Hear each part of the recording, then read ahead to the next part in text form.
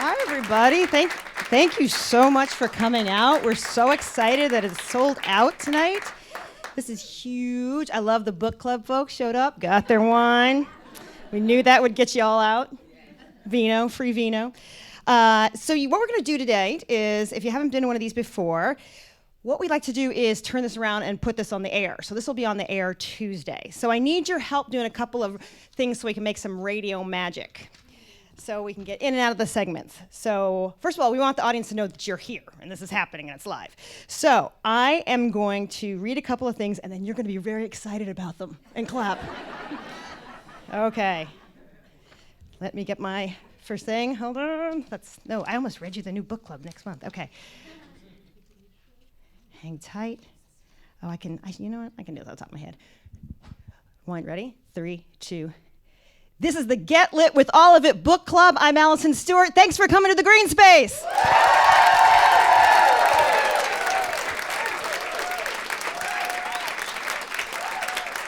Ooh, you are excited. Okay. 3, 2, 1. We'll have more with Jacqueline Woodson after a quick break. This is All of It.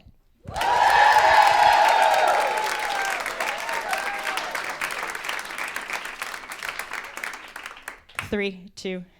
Welcome back to All of It on WNYC. This is the Get Lit with All of It Book Club live in the Green Space. Our guest is Jacqueline Woodson. The name of her book is Red at the Bone.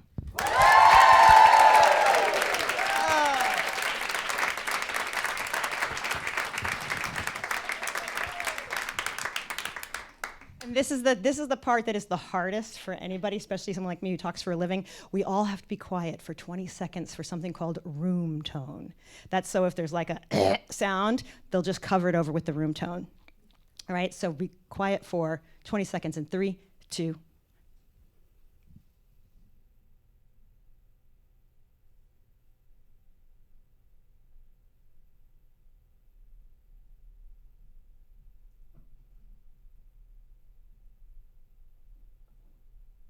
All right, that's 17. They got enough. If it's that bad, we're not airing the segment if it's that messed up. Okay, and last thing, I want to take your pic. Nobody's in witness protection. I can take your picture? Okay. For Instagram. All right, yay. You too, you guys, and you guys. Oh, waivers, love it.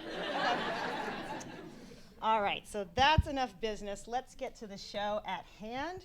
I'm going to put down the handheld, guys, okay? I'll do an official introduction, and then we will go. Wow. It's kind of Matrix-like to get in here. Okay.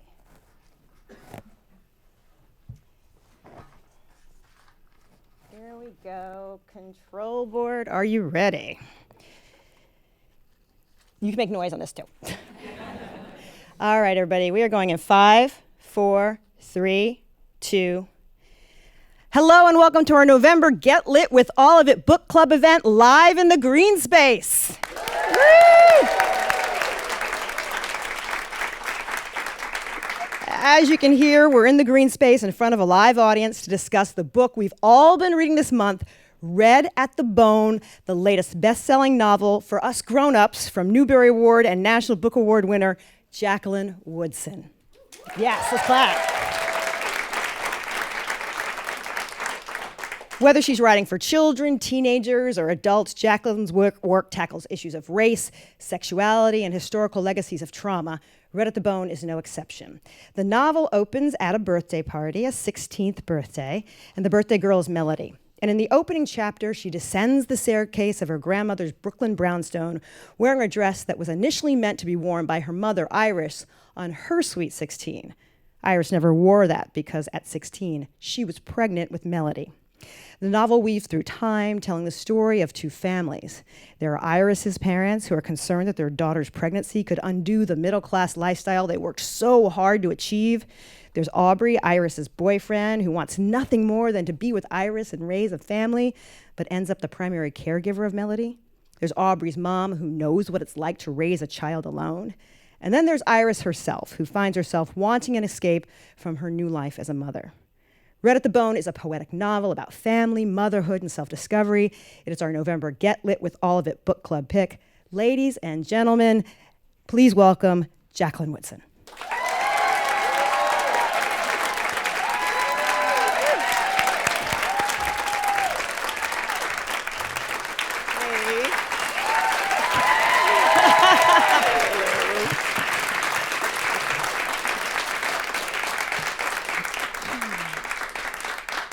We have a sold-out house for you. You sold out the house. Love that. Thank you.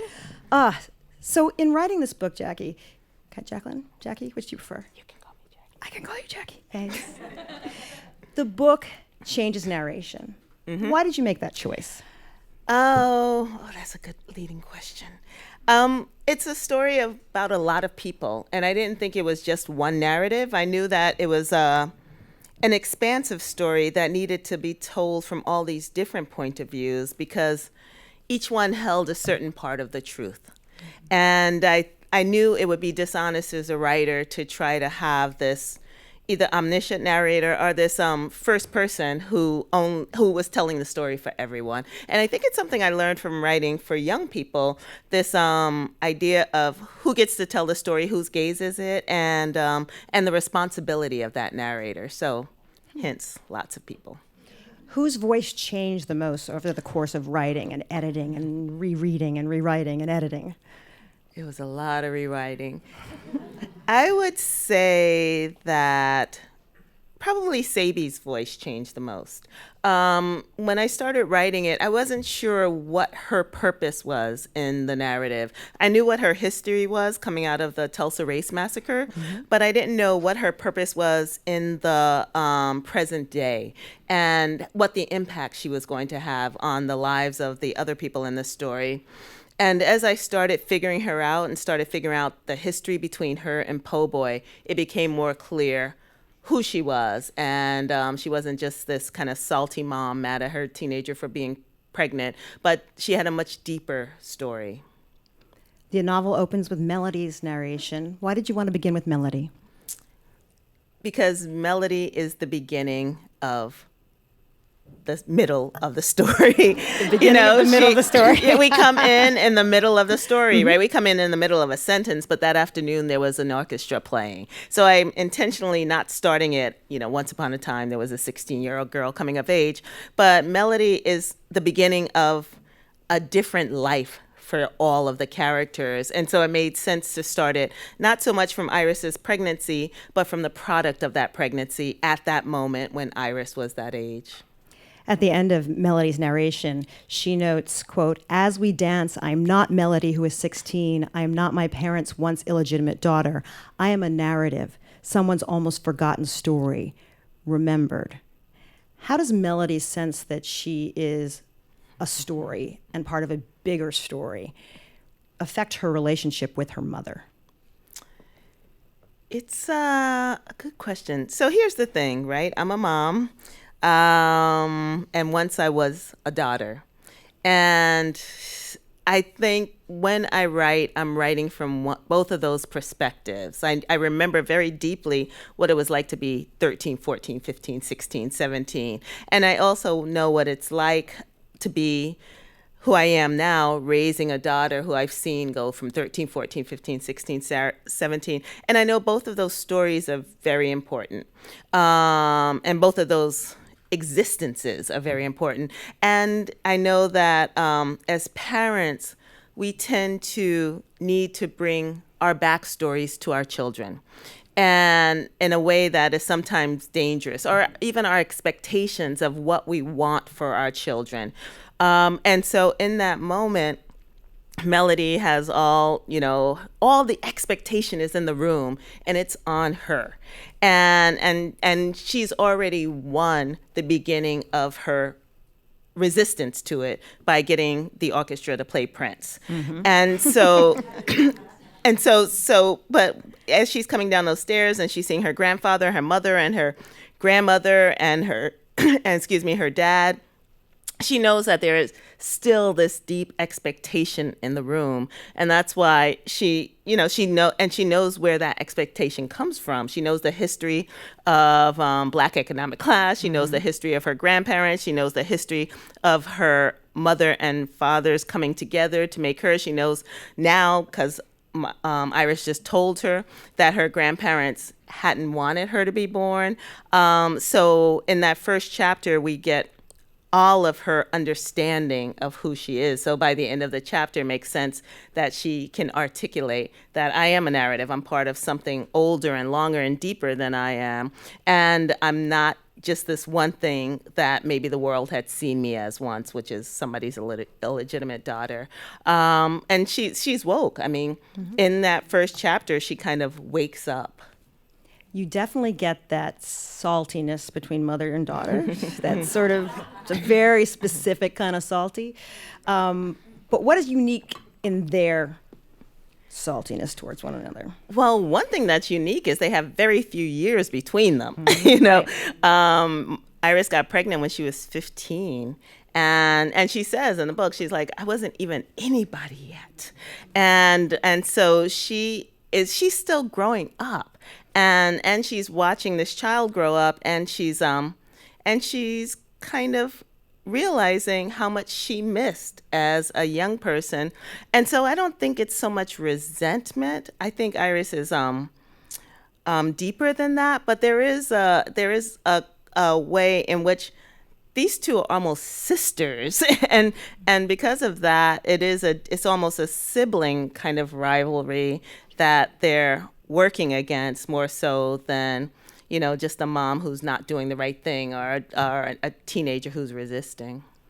Iris's unplanned pregnancy is more than just an accidental pregnancy. It means more. It's a disruption of the security of this family and everything they've really been working towards.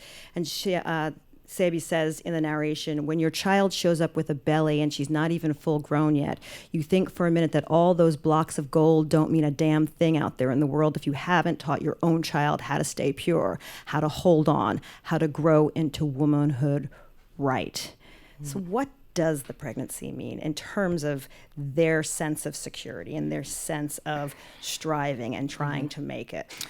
The pregnancy means the same thing that the Tulsa Race Massacre meant, that Chicago 1919 meant, that the non-deliverance of 40 acres and a mule meant. It means that, once again, Black wealth is threatened. And in the eyes of... generational wealth, Yeah, too. generational wealth, exactly. In the eyes of Sabi, more so than Po' Boy, she feels like her world has completely been disrupted and destroyed.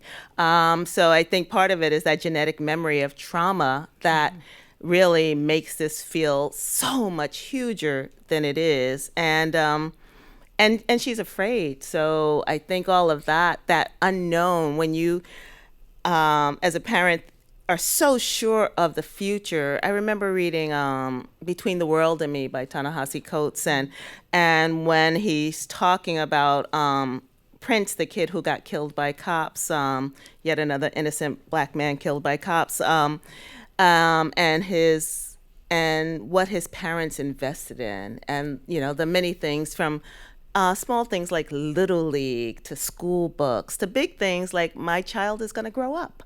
And I think in that moment for Sabi, it's that same thing. Like, this is not where my investment was going. My investment was going to a future, and a future beyond that, and one beyond that. Our guest is Jacqueline Woodson. We're talking about her novel, Red at the Bone. Jacqueline, in this book, the young father, Aubrey, he's the one that stays home. He's a smart kid, he's a smart guy, but he wants to stay home. He wants to raise this child. What was interesting to you about inverting that sort of traditional narrative of the man goes off to school and the woman stays home with the baby? I didn't want to write a cliche. You know, I'm not sure you could. And I'm not even just blowing smoke. I don't think you have.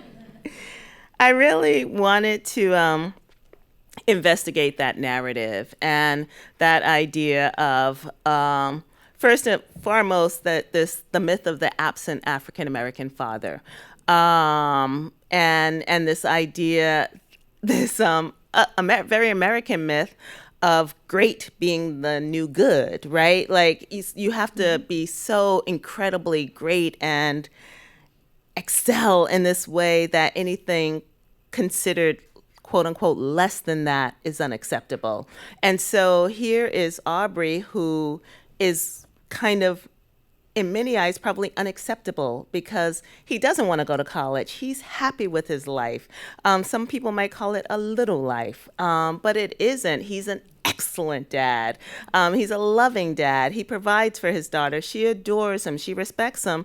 And for me, in creating his character, I wanted to show how grand this is, what a grand man he is, and kind of erase that judgment of what it means in the same way that women get it for staying at home, right? This idea that a stay-at-home mother is, in some eyes, the worst thing, in some eyes, the best thing, like, and that not being allowed to have gray areas or areas where there is individuality. And so in creating Aubrey, who I love, I mean, sometimes when you write, you just fall in love with your characters. And, but you can't attach. So. Aubrey's mother was fascinating to me. Really, really fascinating. Who Kathy else? Marie. Right? Okay. You guys are gonna get to ask questions soon. So put that one away, what you're thinking about. I'm so curious about your decision to make her so light-skinned that she could pass. What went into that decision? We come in all shades. And I think there is not a single Black story, and I think that idea of passing, it didn't end with Nella Larson. It's still a question that so many have to contend with, even the people who are in the room. My partner's white and Jewish, and as a white woman, even, she has to be in these rooms where people don't know she has a Black family, and so people say stupid. I can't. Never mind. People say things that they shouldn't say, but I do think that the same thing happens with a lot of people who can pass. Right? You walk into a room and people will say the things they say in all white rooms. And so in thinking about that, trying to think about bigger ideas. What would it mean if someone who looked like that, who was walking through the world that way? I mean, you see Santa Cruz, ends up with a very dark-skinned son. And what does that look like in her everyday? And what are her survival techniques, and what does she want? So I was really intrigued as I wrote her and rewrote her to again try to figure out what her story was and what her role was in the book. And at the same time, I can't write the truth about Black people if I just wrote all one shade of Black people. We don't exist that way. What did Aubrey's mom see in Iris? I think she saw herself. Yeah. Yeah, I think she saw this child, this know-it-all girl. I mean, right down to not getting pregnant, know-it-all, but obviously not knowing that. But she saw this child who had a fire, and I think she saw a child that wasn't going to be happy as someone whose a part of her life ended with being a teenage pregnancy. I think she saw something that she hadn't seen in her son, which was this kind of academic drive, this light in her eyes that Kathy Marie wanted to follow and nurture and have some of her backstory through. I mean, she was a very educated woman, and then she ended up in this place, and I think that's how we do it a lot of times. We we try to pass it on. We try to take what the tools we have and put them out in the world in some way, and I felt like she thought she could do that through Iris. So you send Iris all the way to Oberlin. You give us a list of colleges. The two are in New York, Vassar, Barnard, then there's Oberlin. And we did an Instagram poll because we hope, if you guys don't follow us on Instagram when we do the book club stuff, it's really fun. It's at all of it WNYC. So we did a poll for people who are reading along this month, and we asked whether Iris made the right decision to leave her family and attend Oberlin. 91% responded yes, she did the right thing. Were there comments for the other 9%? No, there weren't like sad faces, no. What do you think of that response? That's so interesting. Now, are the people responding alum? It's all Lena Dunham. Just go over and over and over again. That's funny. But why did you choose Oberlin? I wanted to choose someplace unfamiliar to me and someplace just far enough to be foreign to the family. And I didn't go to Oberlin, but my friend Melanie Hope went to Oberlin. And she kind of, I feel like there's a little bit of Melanie in the character of Jameson. But when I decided to set Iris down at Oberlin, I got in touch with Melanie, and she sent me all her old yearbooks, and she said, she answered every question I had. And then as I was going through the yearbooks, I saw how bad the hair and the fashion was. And that's why you never, except for Jameson's locks, I very rarely describe anyone's hair, because I just could not revisit the hair of that time. You wrote, when Iris goes to college, she sat at her desk, hungrily bent over the pages of Bell Hooks' Ain't I a Woman? Mm-hmm. Why did you choose that text? Oh, because who didn't read that? I think it just made so much sense for Iris and her coming to understanding to, of course, be reading into Saki Shange and Bell Hooks and Toni Morrison and James Baldwin and Audre Lorde. But because I couldn't list all of those books, I settled on Bell Hooks because I thought she was so much a part of my own awakening as a young feminist, but it was also a book that made sense to be on the college syllabi. Audience, we're going to go to questions from you in just a little bit, so get your questions ready. We'll have mic runners going briefly in just a few minutes. You mentioned it earlier, the Tulsa Massacre of 1921. Mm-hmm. When did you first learn about the Tulsa Massacre? I didn't learn about it until I was in my 20s. And I think that's part of the inspiration for Red at the Bone, that this huge part of our history was nearly erased. I mean, it was people learned it very specifically. I think people, if you were from Tulsa, if you had descendants, if you had ancestors or relatives from Tulsa, if you had a really, really, really good teacher education. Mm-hmm. But I think for a lot of people, it wasn't information. And I think it was by design, not by accident. It wasn't the information a lot of people got. It's so interesting that, have you watched Watchmen? I watched the first two. Are there more now? There are more now. So Watchmen starts with this recreation of the Tulsa Massacre, where this black middle-class community has just completely destroyed, bombed, and hundreds of people killed, thousands of people killed. Everything that these people had built, this entire community, just gone. They called it Black Wall Street at one point. Yeah. And I interviewed the director, the woman who directed that episode, and she said that they actually, and the creator, wrote a letter to the cast to make sure that everybody felt safe and felt okay with what they were about to film, that it was such an emotional story, and that they really felt like they had to have everybody in the right frame of mind. I just wondered if you had seen that. Had you seen that yet? I did. What did you think of that? It's so interesting because I remember when I first learned about it and seeing pictures of, I think it was Negro Wall Street at that time, and just being so blown away by it, and then writing about it, and then hearing a little bit more about it once I wrote about it, and then seeing it on television, and suddenly the Tulsa Race Massacres are everywhere. And it makes me really grateful because I think it is I know it's a part of our history that so needs to be told, but I was pretty blown away, and I was blown away with that scene of that boy carrying that baby. It's so interesting because I just saw Queen and Slim, Lena's movie. Lena Waithe's new movie, Lena Queen and Slim, is amazing. Opens on the 27th.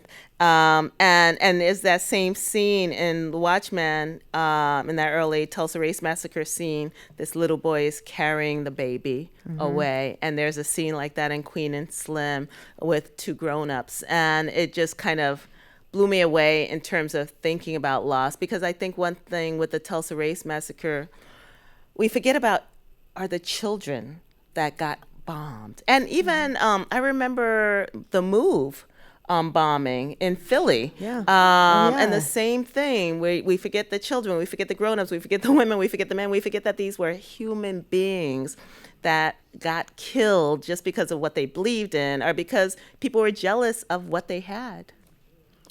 My guest is Jacqueline Woodson. The name of the novel is Red at the Bone. You switch time periods a lot. For you as a writer, how do you stay on top of that? Part of it is just really immersing myself into that period and doing a lot of reading, so I don't make mistakes that break the dream of fiction. So you're not seeing, an iPhone in 1921 Tulsa massacre or something like that. But it really is about this immersion into a particular time and really believing that you're there. I was interviewing Ta-Nehisi Coates last night about The Water Dancer, and we were talking about how he got into that head of not only Harriet Tubman, but the conduction, like what happens in this book. I'm not going to go into a whole lot of detail, but you kind of, and he went to visit Monticello, he went to visit all these plantations and stuff, and you really have to kind of live in a place to forget the present. And so for Red at the Bone, the 70s and the 80s and the 90s are easy for me. That's so recent in my history. But going back to the 20s, I really had to imagine a world with basically nothing I have today in it, right? Not my computer, not my phone, not my house, not my shoes, like all of the things not my car, and what that looked like, and then add the overlay of racial hatred, which is not hard, obviously, living in America right now, but really understanding how traumatizing it was for Black folks to live during that time. I mean, this from writing too, from Dunbar, but it was about going back into that period in my head. Music helps, research helps, but I do have to inhabit the space in some way. What is the biggest difference about writing an adult book than writing for young people? For kids, yeah. Sex in it. Yeah. There's so much more sex in it. I mean, sex and cursing. I don't curse in my children's books, and maybe someone kisses once in a while, but there's not the sex that goes on. Even when, when I wrote something like the Deer one, where the girl gets pregnant, the sex happened off the page. I wasn't going to describe it for young people. They could figure that out. But for adults, they might not be able to figure it out. So let me describe it.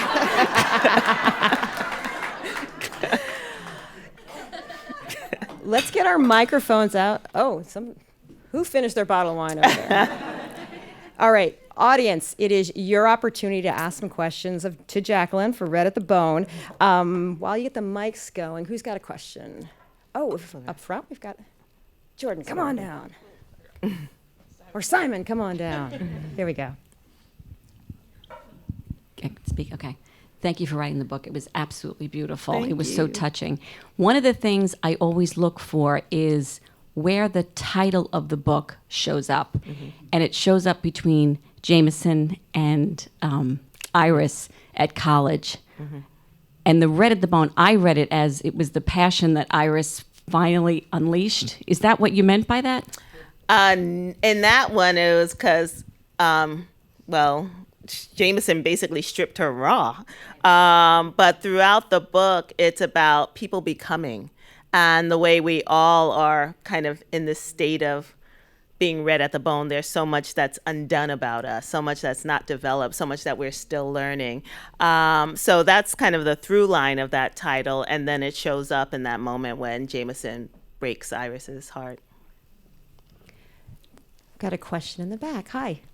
Hello. Hey. Hi. So I don't know if you know Jackie, but I went to Oberlin. Oh, that's right. That's right. And I don't know if you knew this, but Bell Hooks taught at Oberlin. I did know after that. the time yes. that I was there. But my question is more, is a little detail, but which is the orchestra.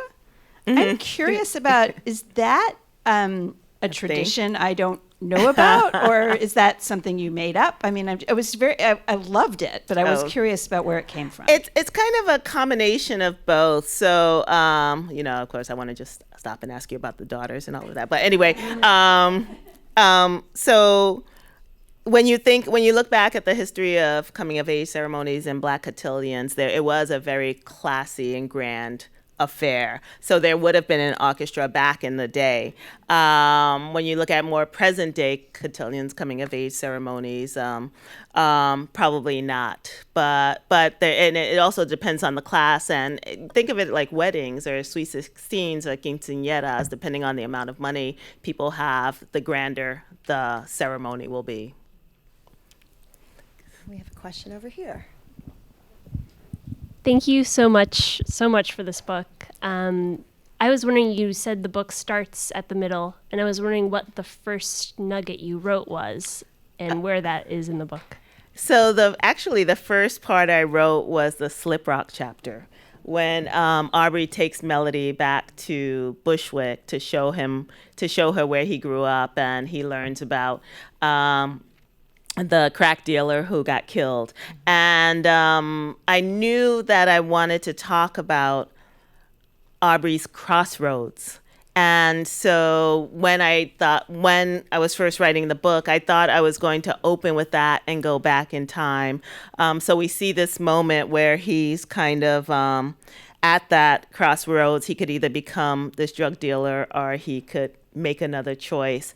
And then as I wrote and rewrote, I realized that wasn't the crux of the story, although it was a very important one, but it wasn't the beginning. It was in that middle beginning.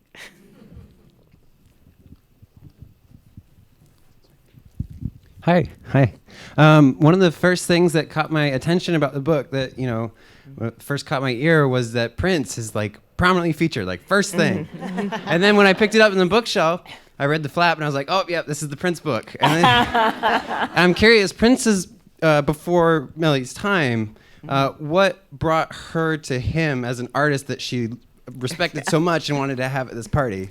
Prince is timeless, yo. Come on now. It's so, oh my goodness. There's this great Blackish episode. I don't know how many people. Oh my God.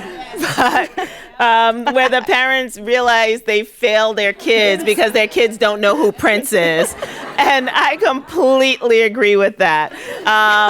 So I think, yeah, he's not the music of her moment, but I don't know if there's a Black kid in this country who would not be able to sing a Prince lyric or two. And then the song Darling Nikki, the one that I used, I just thought if she really wanted to hand it to her mother, that of course would be the Prince song, because Little Red Corvette is not going to do it.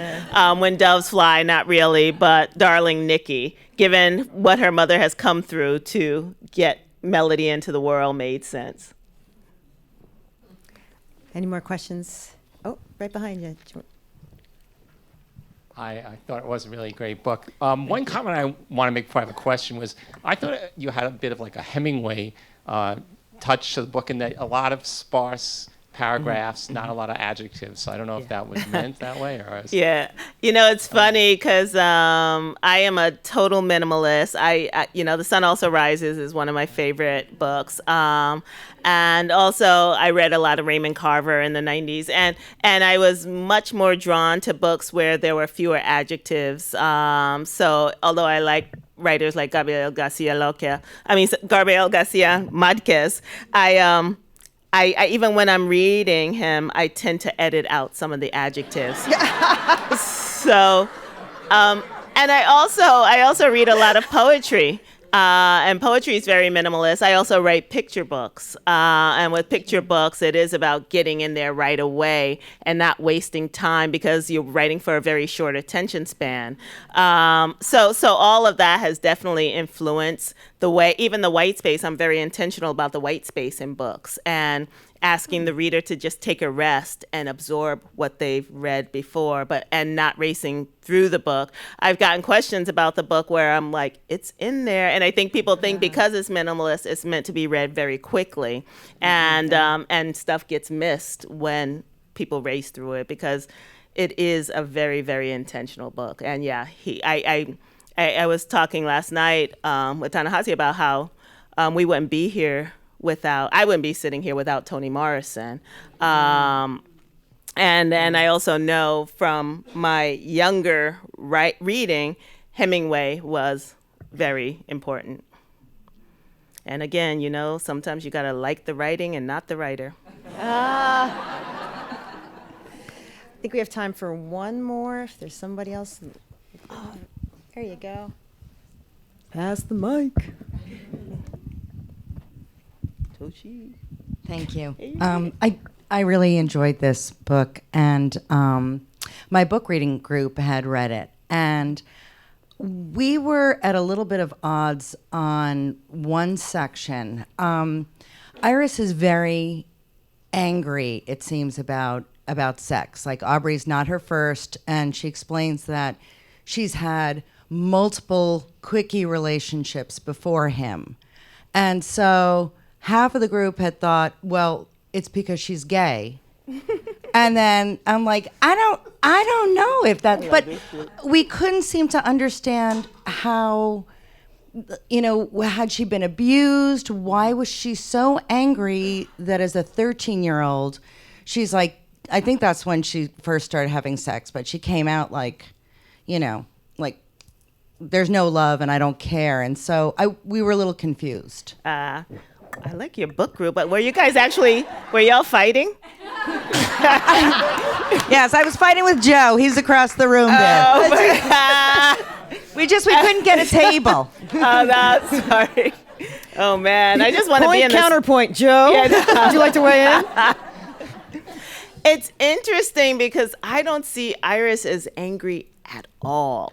Really? No, and she wasn't 13 when she started having sex, and she didn't have a whole lot of quickie ones, and this is about going back and rereading the book because she does talk about when she first had sex. When you find it's toward the end when she's sorry, and she's recounting how she became Iris.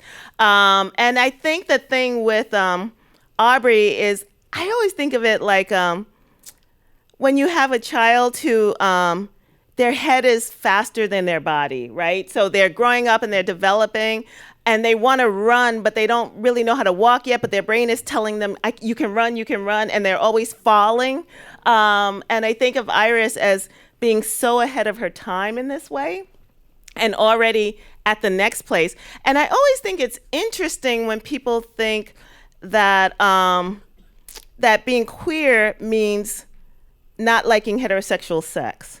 I think sexuality is very, very complicated and a whole other conversation.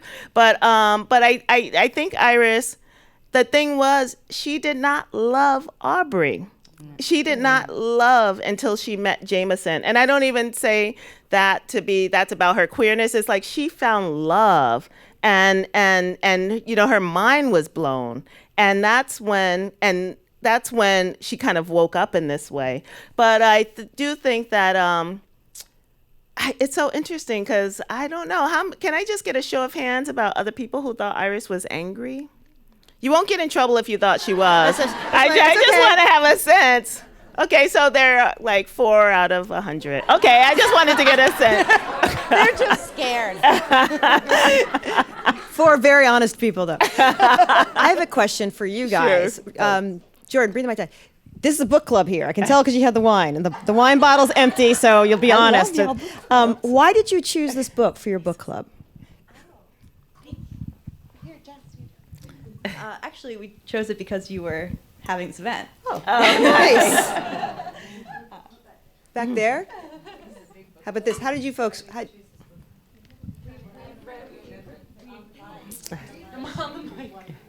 We read Another Brooklyn and absolutely loved it. And also I listened to your show a lot and heard that Jackie was going to be here. And yeah, and here we are, loving every minute of it. Thank you for your poetry, Jackie. Oh, thank you. All right, before I let you go, will we see this on a screen sometime? You don't have to tell tales, but will we? You will. You will. I don't know. I don't know what it's going to look like, but you will. Thanks, Alison. Everybody, let's thank Jacqueline Woodson. Thank you.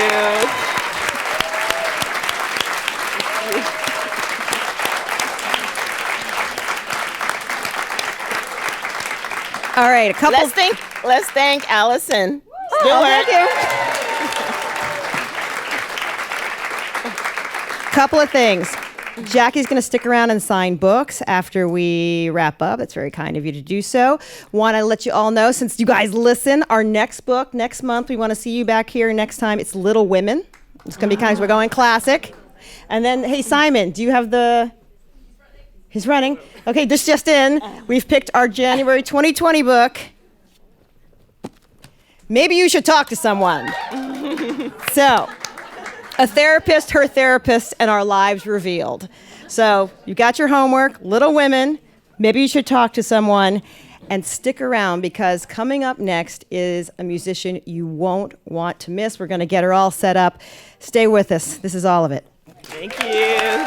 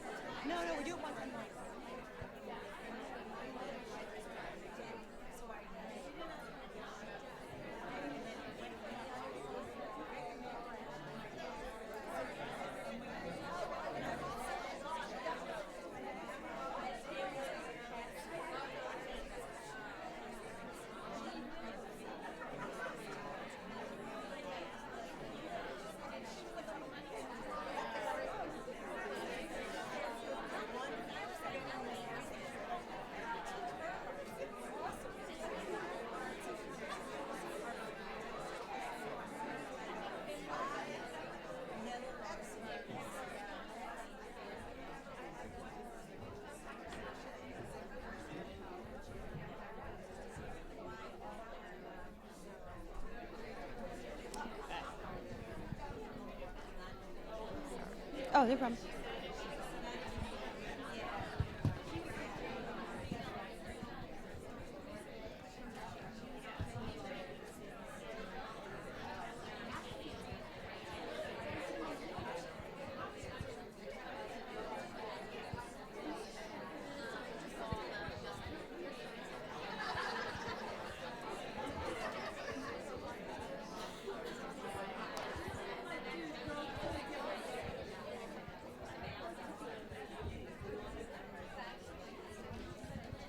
You feel good?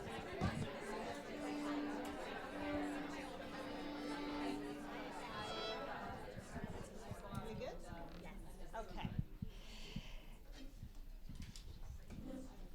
Gonna go, right, guys? Ready? More radio magic in 3, 2. Welcome back to Get Lit with All of It, live from the green space. And I have a confession. I've been a little obsessed with my next guest's videos over the last few months. I was Insta-stalking her for a long time. Azima's been playing violin since she was 3, but it was in 2017 that she started to really get noticed for the unusual work she was putting out. Innovative covers of hip-hop and pop songs played on violin, like One Dance by Drake. And yes, they went viral. A lot of people noticed, including a talented young lady from Houston named Beyonce, who recruited Azima to join her on stage at Bay's history-making Coachella show last year. Azima has worked with Stevie Wonder, Mac Miller, Clean Bandit. We are so excited she could be part of our Get Lit with All of It book club in the green space. Azima, welcome. You gonna start us off with a couple of songs?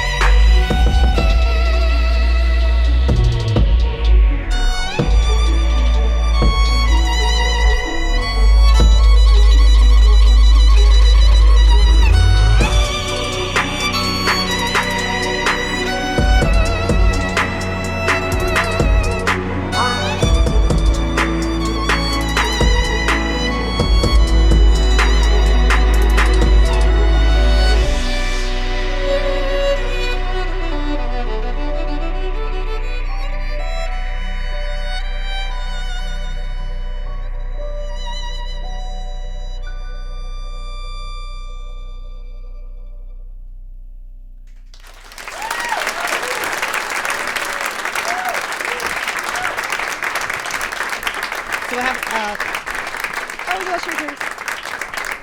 Oh, careful. I'm going to bring a mic over for you. So you're from Nebraska. Yeah, I'm originally from Lincoln, Nebraska. So when did you first, I said at 3 years old you picked up the violin. Did someone put it in your hands? Was this the kind of thing where you said, Mommy, I want to play? So this is actually real. I went to school on a farm. I know, it's kind of crazy. But they happened to have a violin program where I lived. And I just begged my parents to play. And, you know, they thought I was ridiculous and annoying. And they still rented some little, you know, crappy violin. And I just really took to it. Like, my parents would play the radio and, like, you know, all these records and everything, and I would just jam out, and they were like, wow, she's leaving us alone. She's occupied with the violin. This is wonderful. So, yeah. Did you originally study classical music? Yes, that's my, I mean, I love classical, but that's my training. I studied with Laurie Smuckler, and then I went to the New School and kind of got into production and started to really mix genres and everything, and kind of made this whole new genre of classical trap, I guess you would say. What is it? Why do you think they work together? Classical. Well, and trap. lots of people think that they don't, but I don't really care. I just still do it anyway. I like it, but Love it. I don't know. I just think I think there's something to be said about combining, you know, these tradition and everything that I love, and I think all of us at WQXR love about classical music with what is, you know, the vibrance and the energy of hip hop. And I think it's just a wonderful and really natural mashup. So that's kind of what I do in everything. Like, it opened with Beethoven's Fifth and then goes into this very epic trap beat. And then the one I'm going to play for you next has Tchaikovsky's Swan Lake in it. And it's mixed with a mashup of All the Stars, which is a song by Kendrick Lamar and SZA that I helped arrange on that record. So it's a cool thing to use that and kind of merge the two genres. So that's everything I do, is genre blending. I'm so interested. A lot of when I Insta-stalk you, a lot of times you're playing outside. Yeah. And I'm curious about, like, who comes around and what kind of comments do you get from people? Yeah, so I've done a lot of, you know, like playing on the subway, the street, just kind of keeping it very, you know, just a little bit gritty. And people respond really well. And like a lot of times people stop or like yell out their car, like, whoa, like, where can I see this or whatever. But it's cool, you know. I love fashion, and so it's just cool to like merge that in as well. So. What's your next big project? I'm with Universal Classics, so I have my EP coming out in the spring, which is awesome, alongside a really special documentary, which will be at Tribeca Film Festival. So it's a really exciting spring, and then other things. So stay tuned for that. Okay. Yeah. Give your social media shout out so you can have a whole bunch of new Insta-stalkers. Yeah, so you can follow me. My name is Azima, but if you just search #Classical Bay, I'll come up. Classical Bay. It's my internet name. But yeah, IAMEZINMA. I am Azima, and then yeah. Will you play one more? One more yes, for us? one more song. Excellent. So listen for the Tchaikovsky.